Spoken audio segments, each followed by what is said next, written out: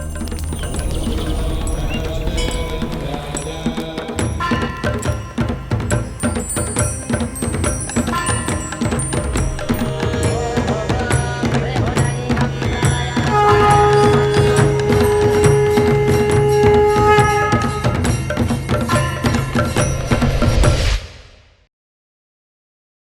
గురుభ్యో నమః.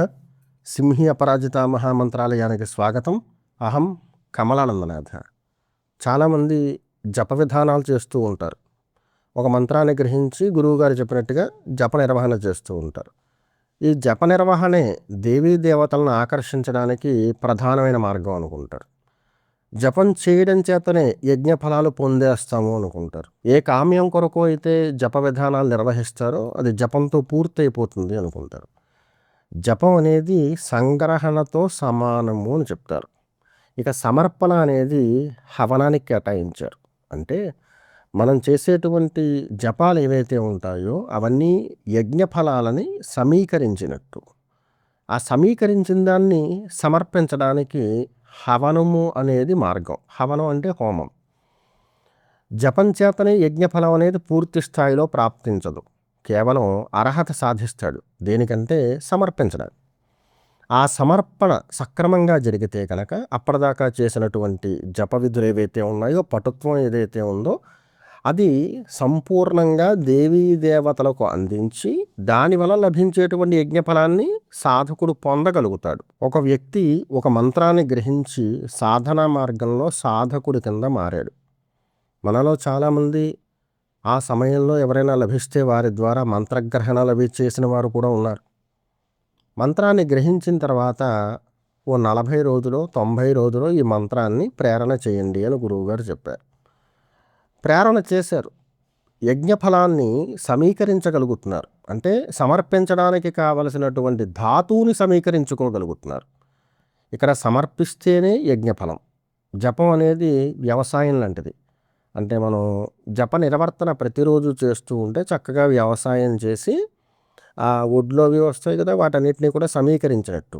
అవి తినడానికి పనికిరావు. అది యజ్ఞఫలం అవ్వదు.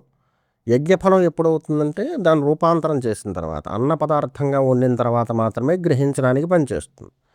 అలాగే మనం చేసేటువంటి జపాలు ఏవైతే ఉన్నాయో అది ఆ శక్తిని సముపార్జన చేస్తాయి. సముపార్జన చేసిన దాన్ని హోమము అనేటువంటి పద్ధతి ద్వారా ఆయా దేవీ దేవతలకు సమర్పించడం చేత మాత్రమే యజ్ఞఫలం అనేది మనకి ప్రాప్తిస్తుంది.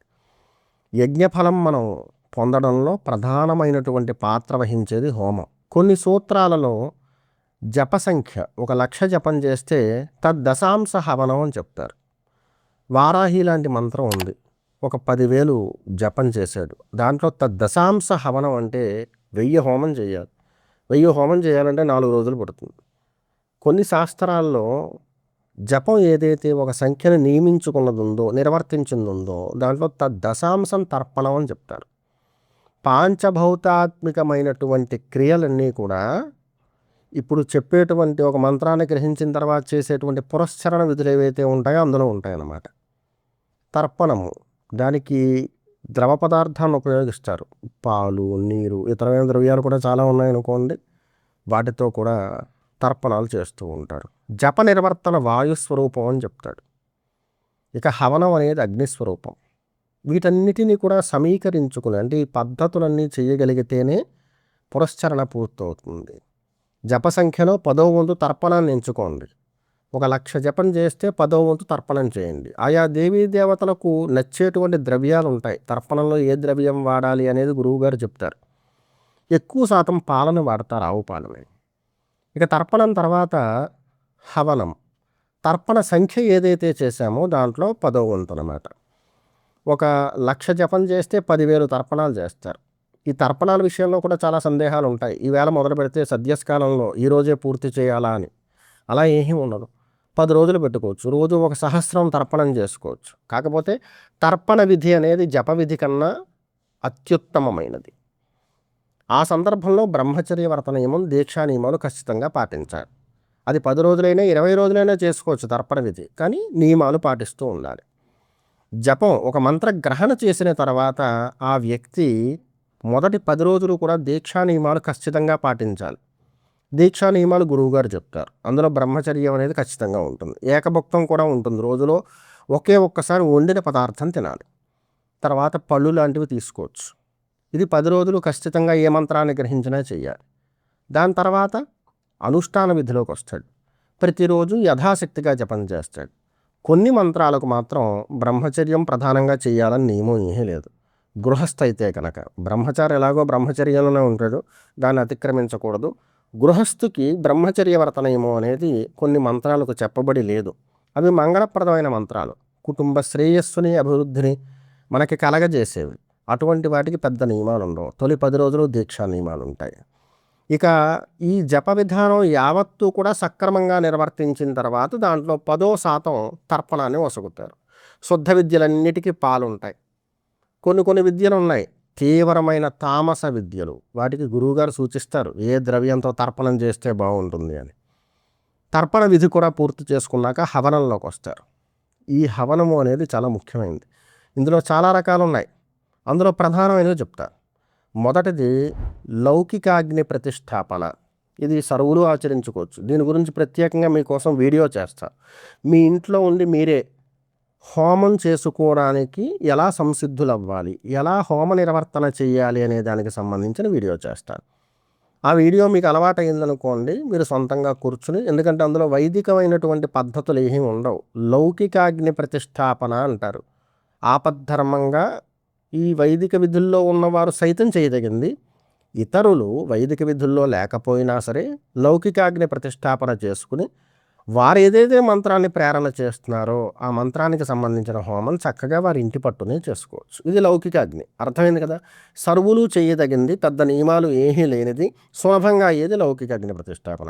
ఇందులో పెద్ద పెద్ద హోమాలు చేయడానికి ఉండదు. మనం ఏదైతే మంత్రాన్ని గ్రహించామో, దేన్నైతే ప్రేరణ చేస్తున్నామో దానికి సంబంధించిన హోమం మాత్రమే నిర్వహించుకోవచ్చు. మనం ఇంకొకళ్ళ ఇంటికి వెళ్ళి వాళ్ళ ఇంట్లో లౌకికాగ్ని ప్రతిష్టాపన చేసి చండీ హోమం, గణపతి హోమం ఇలాంటివి చేయడానికి అర్హత రాదు దాంట్లో. రెండోది వైదికాగ్ని. ఇందులో 2 రకాలు ఉంటాయి, షట్పాత్రం, చతుష్పాత్రం. భార్యాయుక్తంగా కూర్చుని చేసేటప్పుడు షట్పాత్రం ఉపయోగిస్తారు. అందులో 6 పాత్రలు ఉంటాయి.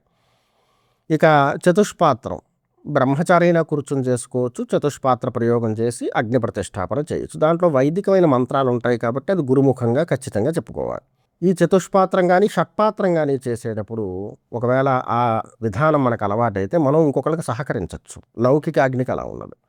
ఇక మూడోది చాలా ముఖ్యమైనది, దీని గురించి చాలామంది ఆసక్తిగా వింటూ ఉంటారు, తాంత్రిక అగ్ని ప్రతిష్టాపన.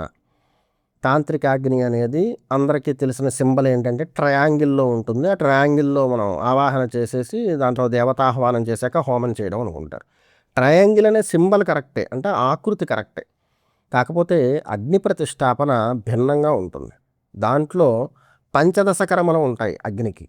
సాధారణంగా చేసేటువంటి అగ్ని ప్రతిష్టాపన లౌకికం కానీ లేదా వైదికపరమైన అగ్ని ప్రతిష్టాపనలో కానీ ఆ అగ్నిని ప్రజ్వలింప చేసిన తర్వాత, అగ్ని ప్రతిష్టాపన చేసిన తర్వాత పంచోపచారాలు ఉంటాయి. తాంత్రిక అగ్నిలో నామకరణం, లగాయతు, జాతకర్మ, నామకరణ, అన్నప్రాసన ఇవన్నీ కూడా ఉంటాయి అగ్నికి. అస్యాగ్నే, ఇప్పుడు మనం గణపతికి తాంత్రిక అగ్ని ప్రతిష్టాపన చేస్తున్నాం.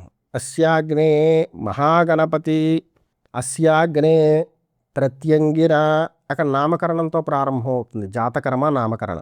ఇలా నామకరణ చేసిన తర్వాత ఆ అగ్నికి సంస్కారాలు చేయడం మొదలు పెడతారు. దీంట్లో పంచదశ కర్మలు ఉంటాయి.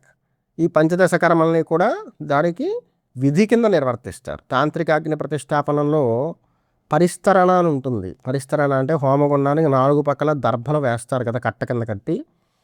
అది దాని ప్రొటెక్షన్ కోసం, నెగిటివ్ దాన్ని కలెక్ట్ కాకుండా ఉండడం కోసం, సెక్యూరిటీ కోసం చుట్టూతర దర్భలు 16 చొప్పున వాటిని కూర్చిలా కడతారనమాట. కట్టి 4 పక్కల వేస్తారు. తాంత్రిక అగ్ని ప్రతిష్టాపనలో దర్భలు వాడరు, మోదుగ కర్ర వాడతారు. ఈ మోదుగ కర్ర కూడా ఏంటో తెలుసా, ప్రాక్ వర్జ్యం పైభాగంలో వేరు, పైభాగం ఓపెన్గా ఉంటుంది. అది చతురస్రాత్మక కుండం అయితే కనుక 3 పక్కల కూడా ఈ మోదుగ కర్రలను పెడతారు, పైభాగాన్ని విడిచిపెడతారు. ఇందులో ట్రయాంగిల్లో అధోత్రికోణంలో కుండం ఉన్నా కూడా 3 పక్కల చతురస్రాకారంలోనే మోదుగ పులను పెడతారు. ఎందుకంటే ప్రాక్వర్జ్యం కదా, మనకి ట్రయాంగిల్లో పైన ఖచ్చితంగా కోణం ఉంటుంది, 3 పక్కల 3 కోణాలు ఉంటాయి, వర్జించడానికి లేదు కదా. అందుకని ప్రాక్కును వర్జించి కింద ఈ మోదుగ పులల్ని చతురస్రాకార ప్రమాణం పైది వర్జించేలాగా 3 పక్కలా కూడా మోదుకర్ర ఉండేలాగా పెడతారు. తాంత్రికాగ్ని ప్రతిష్టాపన అనేది సర్వులు చెయ్యదగింది కాదు. ఒక మంత్రాన్ని ఎంచుకుని, అది ఎలాంటి మంత్రం? అఘోర మంత్రం, తీవ్రమైన మంత్రం, తామస మంత్రం. కొన్ని సంవత్సరాల పాటు సుదీర్ఘంగా తీవ్రమైన సాధన చేసేసిన తర్వాత అగ్ని ప్రతిష్టాపన కొరకు ప్రతిసారి ఒకళ్ళని ఆశ్రయించి వారి ద్వారా చేయించుకోవడం కష్టం. గురువుగారు అందుబాటులో ఉండట్లేదు, నాతో పాటు చదువుకున్న వాళ్ళు కూడా అందుబాటులో లేరు, నేను రహస్యంగా ఇంకా గొప్పగా చేయాలనుకుంటున్నాను, బహిర్గతం చేయకుండా నేనే అభ్యసిస్తే బాగుంటుంది కదా అని ఉద్దేశం ఉన్నవాళ్ళు గురుముఖంగా ఈ అగ్ని ప్రతిష్టాపన విధానాలన్నీ చదువుకోవాలి. తాంత్రిక అగ్ని ప్రతిష్టాపన. ఇలా అగ్ని ప్రతిష్టాపన చేసిన తర్వాత మనం అప్పటిదాకా సముపార్జన చేసినటువంటి యజ్ఞఫలం, ఏమి యజ్ఞఫలం? ఇంకా హోమం అవ్వలేదు కదా, యజ్ఞఫలం ఏమిటి అనుకుంటారు. జపాన్ని కూడా యజ్ఞంతోటే పోలుస్తాడు. ఆ జపం చేయడం వల్ల లభించినటువంటి ఫలం ఏదైతే ఉందో, తర్పణం చేయగా తద్దశాంశం తర్పణం కూడా చేసిన తర్వాత తర్పణ సంఖ్యాయాన్ తద్దశాంశ మనం ఒక 10,000 మనం తర్పణం చేస్తే 1000 సార్లు స్వాహాకారం చెప్తూ హోమాన్ని నిర్వహించాలి. పురస్చరణ హోమాల్లో అయితే కనుక నెయ్యే ప్రధానంగా ఉంటుంది, ఆజ్ఞ హోమాలే చేస్తారు, దాంట్లో ద్రవ్యాలు వేయరు. మహాగణపతి పురస్చరణ హోమం చేసినప్పుడు మిశ్రిత తైలం కానీ లేదా నేతితో కానీ హోమాన్ని చేస్తారు. అదే మహాగణపతి అష్టద్రవ్య హోమం మనం ఇంట్లో చేయాలనుకుంటే పండితుల్ని స్వాగతిస్తే వాళ్ళు 8 రకాల ద్రవ్యాలు రాస్తారు. ఈ 8 ద్రవ్యాలు తెచ్చుకోండి, మా సహకారంతో మీరు అష్టద్రవ్య హోమం చేయొచ్చు అని చెప్తారు. దీని అర్థం ఏంటంటే పురస్చరణ చేసేటప్పుడు ద్రవ్యానికి ప్రాధాన్యత ఏం లేదు, మిశ్రిత తైలం కానీ లేదా ఆవు నేతితో కానీ హోమాన్ని నిర్వహించుకోవచ్చు. ఈ విధానం అర్థమైంది కదా. హోమాలలో ప్రధానంగా అగ్ని ప్రతిష్టాపన చేసేటప్పుడు లౌకికాగ్ని ప్రతిష్టాపన, వైదికాగ్ని, తాంత్రికాగ్ని, ఈ 3 రకాలు ఉంటాయి. ఇక లౌకికాగ్నికి సంబంధించిన వీడియో త్వరలో నేను చేసి పొందుపరుస్తాను మీకోసం. లౌకికాగ్ని ప్రతిష్టాపన వీడియో చేసినప్పుడు ఏ మంత్రానికి సంబంధించిన హవనం ఆచరించడం వల్ల ఏ రకమైన ఫలితం మనకు ప్రాప్తిస్తుంది, వ్యక్తిగతంగా మనం కూర్చుని శ్రద్ధగా ఎక్కువ ఫలితం రావడం కోసం ఎటువంటి విధానాలు ఆచరించి అగ్ని ప్రతిష్టాపనాది విధానాలు చేయొచ్చు అనేటువంటి విషయాలన్నీ కూడా సమగ్రంగా తెలియజేస్తాను. మంత్రశాస్త్రంలో లోతైన అంశాలు సాంగోపాంగంగా స్పష్టంగా తెలుసుకోవడం కోసం సింహీ అపరాజితని ఫాలో అవ్వండి. సర్వే జనా సుఖినో భవంతు. సింహీ అపరాజిత మహామంత్రాలయం. అహం కమలానందనాథ.